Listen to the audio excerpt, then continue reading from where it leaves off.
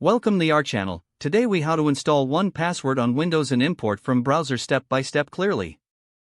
To install 1Password on Windows, start by opening your preferred web browser. Visit the official 1Password website at 1Password.com. Locate the download button for the Windows version of 1Password. Click on the download button to begin the process. Once the download is complete, navigate to your Downloads folder.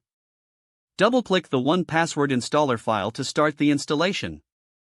Follow the on-screen instructions to complete the installation process.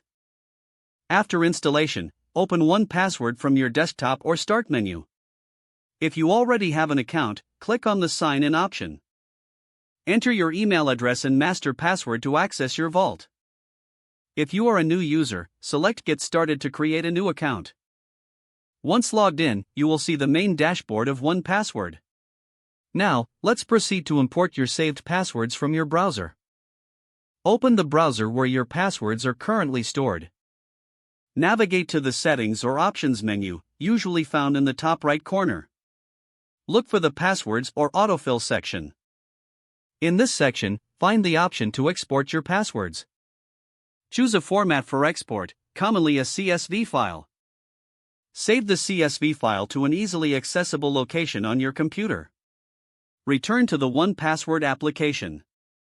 Click on File in the top menu, then select Import. Choose the CSV format option from the Import menu.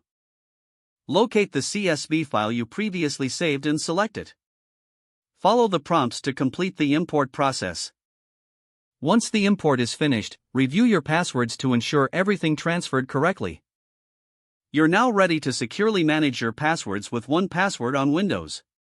If the page does not load, refresh the browser or try again in a private or incognito window. Make sure you are using the correct email address, then retype it carefully to avoid small typos. If your password is not accepted, use the Reset option and create a new strong password you can remember. Don't forget to like this video and subscribe to our channel for more step-by-step tech guides.